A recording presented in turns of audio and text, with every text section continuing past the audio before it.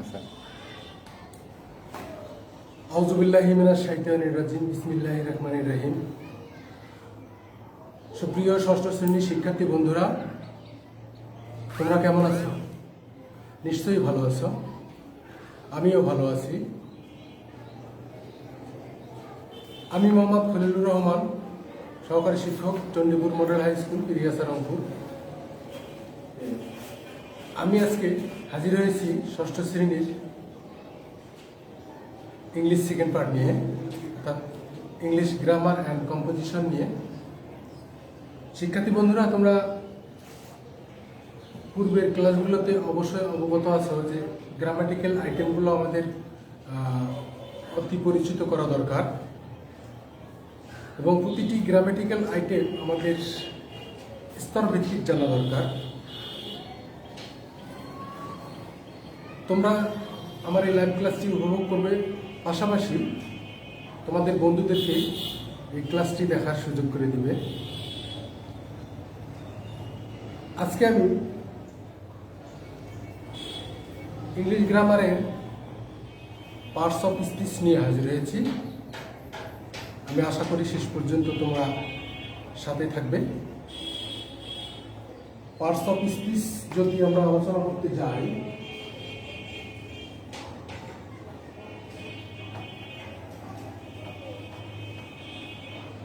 Parts of speech যদি আলোচনা করতে যাই, তোমাদেরকে একটা বিষয় মাথায় রাখতে হবে যে ইংলিশ গ্রামারের ক্ষেত্রে আমাদের এই পার্টস অফ স্পিচ যদি তোমাদের ভালো জানা না থাকে, তাহলে গ্রামারের যে কোনো আইটেম তোমরা ভালোভাবে ক্রাইটেরিয়া পূরণ করতে পারবে না। তো আজকে তোমরা একটু মনোযোগ সহকারে লক্ষ্য করবে যে পার্টস অফ স্পিচ আসলে কি। আমরা এটা যদি বলি পার্টস, পার্টস মানে আমরা জানি এটা অংশ, অফ এর, অফ মানে স্পিচ মানে হচ্ছে বক্তৃতা বা কথা বলা। তাহলে কথা বলার বিভিন্ন অংশকে আমরা পার্টস অফ স্পিচ বলতেছি। তাহলে এই পার্টস অফ স্পিচ যখন আমরা বলবো, এটা আমরা জানলাম যে পার্টস অফ স্পিচটা কি জিনিস। আমাদের কথা বলা বিভিন্ন অংশকে পার্টস অফ স্পিচ বলতেছি। এটা বিভিন্ন প্রকার আছে, তোমরা জানো, তোমাদের তো পূর্বের ক্লাসে আইডিয়া আছে যে পার্টস অফ স্পিচ আসলে কত প্রকার। পার্টস অফ স্পিচ বলো তো শিক্ষার্থী বন্ধুরা, পার্টস অফ স্পিচ কত প্রকার? সুন্দর বলেছ, পার্টস অফ স্পিচ 8 প্রকার। Thank you. তো 8 প্রকারের স্পিচ আমরা যদি লিখতে যাই, তাহলে আমাদের প্রথমে আসতেছে কি নাউন। এখন আমি একটু ব্যতিক্রম ভাবে তোমাদেরকে পার্টস অফ স্পিচের আইটেমটা আজকে শেখাবো। সেটা হচ্ছে আমার আজকে পার্টস অফ স্পিচের একটা কবিতা তৈরি করেছি। এই কবিতাটার নাম হচ্ছে পার্টস অফ স্পিচের ছড়া। আমি আবারও বলছি, কবিতার নাম হচ্ছে পার্টস অফ স্পিচ এর ছড়া। তাহলে আমরা এই ছড়াটা যদি লিখতে যাই, তাহলে আমাদের 8 লাইনের একটা কবিতা হবে, এবং প্রতিটা লাইনে আমাদের একটা করে ক্রাইটেরিয়া, পার্টস অফ স্পিচের একটা করে ক্রাইটেরিয়া থাকবে। তাহলে আমরা যদি লিখতে যাই, কবিতা শুরু করলাম, নয়নে যাহা করে তাহাই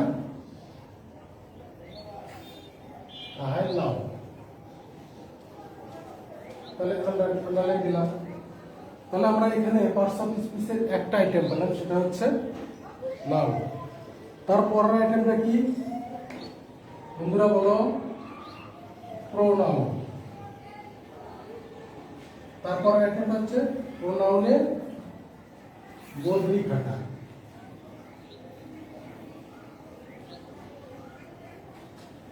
তাহলে আমরা কয়টা পেলাম? 2টা, নাউন, প্রোনাউন। তাহলে পার্টস অফ স্পিচের 2টা আইটেম চলে গেল।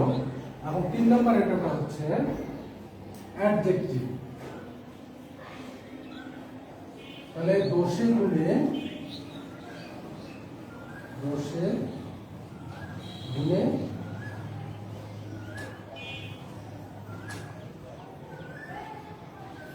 গুণে অ্যাডজেক্টিভ। তাহলে আমরা কয়টা পেলাম? Noun, pronoun, adjective. এরপর আসতেছে কি ভার্ব, VERB। ভার্ব এর কাজ হাঁটা, সুটা। তাহলে আমরা কটা গেল 1 2 3 4। তাহলে গেল noun, pronoun, adjective, verb, adjective, verb. তাহলে অ্যাডভার্বটা কি হবে? ভিই আর কি ভার্ব এর রকম সকম অ্যাডভার্ব। তাহলে বন্ধুরা দেখো তো এখানে কয়টা পাইলাম আমরা পার্টস অফ স্পিচের। তোমরা মনোযোগ সঙ্গে দেখো এখানে পার্টস অফ স্পিচের কয়টা আইটেম আছে। আমাদের আছে noun, pronoun, adjective, verb, adverb. এরপর আসছে কি প্রিপজিশন। তাহলে সম্বন্ধে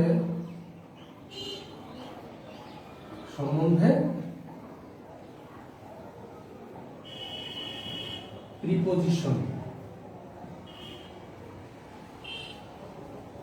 তারপর লাইন আসতেছে কি যোগে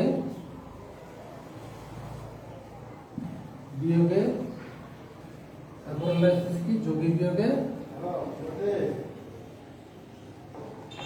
কনজাংশন।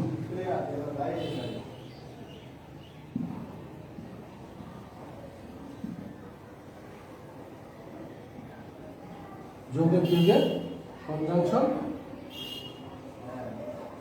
তারপর আসতেছে সুখে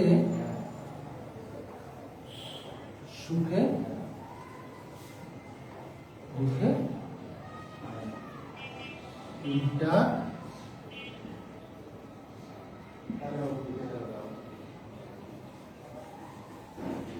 তাহলে কিন্তু আমাদের কাজ কিন্তু শেষ। এখন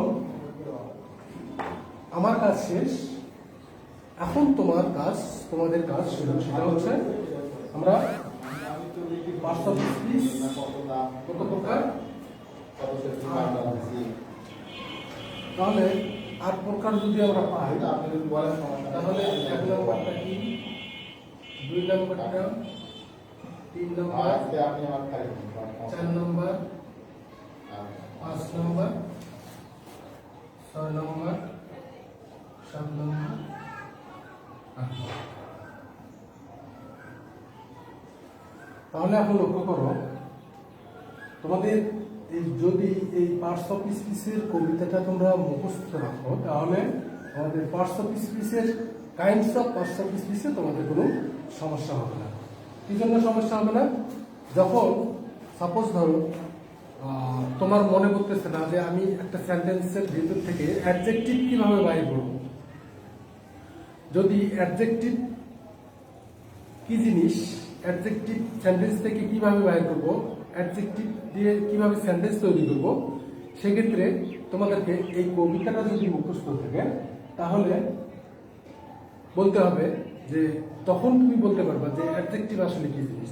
তাহলে 1 নম্বর দিয়ে শুরু করো, নয়নে যাওয়া পরে তাই নাউন, প্রোনাউনে বলতে কাটা, দোষে গুণে অ্যাডজেক্টিভ। তাহলে আমরা দেখলাম 3 নম্বর আইটেমটা দোষে গুণে অ্যাডজেক্টিভ। তাহলে দোষে গুণে অ্যাডজেক্টিভ একটা সেন্টেন্সের ভিতরে বক্তার যদি দোষ গুণ সংখ্যা পরিমাণে প্রকাশ পায় সেক্ষেত্রে তোমাদেরকে ওখান থেকে অ্যাডজেক্টিভটা বেছে নিতে হবে, সহজ হবে। তারপরে ভার্বের কাজ হাঁটাছোটা, আমি ডিটেলসটা বিস্তারিত এর আগে পূর্বে ক্লাসও তোমাদের আলোচনা করেছি, আজকে একটু আলোচনা করি। নয়নে যাহা করে তাহাই না, অর্থাৎ আমরা দু চোখ মিলে যেদিকে তাকাই যেটাই দেখি এটাই আমাদের নাম, স্রেফ এটাই, আর কিছু না। 2 নম্বর হচ্ছে প্রোনাউনে বদলি খাটা, অর্থাৎ নাউনের পরিবর্তে যেটা ব্যবহার করা হবে সেটা হচ্ছে প্রোনাউন। যেমন রহিম, রহিম হচ্ছে নাউন, কিন্তু আমি রহিমকেই বলবো হি, আমি রহিমকেই ইন্ডিকেট করে বলছি he is honest man. Rahim is honest man, he is honest man, অর্থাৎ he is pronoun and Rahim is noun. Clear? তাহলে দোষের গুণে কর্তার যদি দোষ গুণ সংখ্যা পরিমাণ বোঝায় সেক্ষেত্রে অ্যাডজেক্টিভ।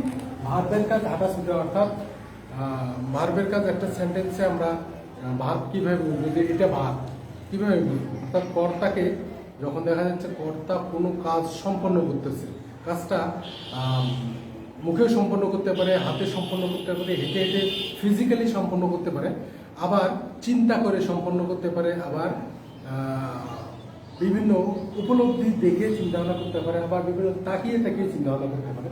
সেটি প্রতিটা আইটেমই তোমাদের ভার্বে চলে যাবে। ভার্বের রকম সকম অ্যাডভার্ব। তাহলে ভার্বের রকম কি? He is playing. তাহলে I write a letter, just example, I write a letter. এখানে আই হচ্ছে সাবজেক্ট, রাইট মানে লেখা অর্থাৎ ভার্ব, লেটার হচ্ছে অবজেক্ট অর্থাৎ এক্সটেনশন। তাহলে এখানে আই রাইট এ লেটার, এখানে আমরা অ্যাডভার্ব খুঁজে পাবো? অবশ্যই পাবো না, কারণ এখানে অ্যাডজেক্ট নাই, অ্যাডভার্ব নেই। এখানে যদি অ্যাডভার্ব অ্যাড করতে যাই, I write a letter slowly, আমি একটা চিঠি লিখতেছি খুব ধীরে, তাহলে স্লোলি শব্দটা তখন আমাদের অ্যাডভার্ব চলে আসবে। তো এরকম ভাবে আমরা প্রতিটা আইটেম সুন্দর করে যদি উপলব্ধি করি, তাহলে আমরা গ্রামাটিক্যালের প্রতিটা আইটেম আমরা পুঙ্খানুরূপে আমরা আয়ত্ত করতে পারবো। সম্বন্ধের প্রিপজিশন, কারো সম্বন্ধে যদি অ্যাড করতে যাই, সেখানে আমরা preposition in, at, on, about, after. যোগে বিয়োগে কনজাংশন, অর্থাৎ যোগে বিয়োগে কনজাংশন। তোমরা এই মুহূর্তে 10 জন স্টুডেন্টস ক্লাসটি ফলো করছো, এখানে আরো একজন যদি অ্যাড হয়ে যায়, সেক্ষেত্রে আমাদের ওই সেন্টেন্সটা যখন আমরা তৈরি করব তখন আমাদের কনজাংশন হয়ে যাবে। যেমন রহিম অ্যান্ড করিম আর স্টুডেন্ট। রহিম এবং করিম দুজনকে আমরা অ্যাড করলাম, ছাত্র হিসেবে অ্যাড করলাম। এটা হচ্ছে কনজাংশন। সুখে দুঃখে ইন্টারজাকশন। সুখ দুঃখে কি বলতে কি বোঝাচ্ছে? এই মুহূর্তে তোমরা অনলাইনে ক্লাস উপভোগ করছো কিন্তু মজা পাচ্ছ না। আসলে রিয়েল ক্লাসের এক মজা, আবার অনলাইনের ক্লাসে আর এক মজা। তো এই মুহূর্তে যদি সরকার ঘোষণা দিয়ে দেয় যে আগামী 13 তারিখ থেকে শিক্ষা প্রতিষ্ঠান আগের মতো চলবে, তাহলে তোমাদের মনে এতটাই ফুর্তি লাগবে, এতটাই আনন্দ লাগবে, আমাদেরও সেরকম আনন্দ লাগবে যে প্রতিষ্ঠান খুললে আসলে ভালো লাগবে। তোমাদের ছাড়া আমরা প্রায় 2 বছর হলো অতিবাহিত করছি। তাহলে ওই সময় তোমার যে ফিলিংসটা হবে সুখে দুঃখেতে, এখানে তোমাদের ফিলিংসটা হবে সুখ। তাহলে সুখ কিরকম হবে? তখন তোমরা কি করবে? চিল্লায় উঠে বলবে হুররা, উই আর ওন, অর্থাৎ আমরা জিতেছি। জিতেছি কি জিতেছি? আমাদের স্কুল খুলেছে, এটা আমাদের জেতা। তাহলে ঠিক আছে বন্ধুরা, তোমরা এটা পার্টস অফ স্পিচের পুরো কবিতাটা তোমরা অবশ্যই খাতায় লিখে নেবে, এবং এই প্রতিটা আইটেম থেকে তোমরা সেন্টেন্স তৈরি করবে, একটি করে সেন্টেন্স তৈরি করবে। এটা তোমাদের বাড়ির কাজ। বাড়ির কাজটা কি?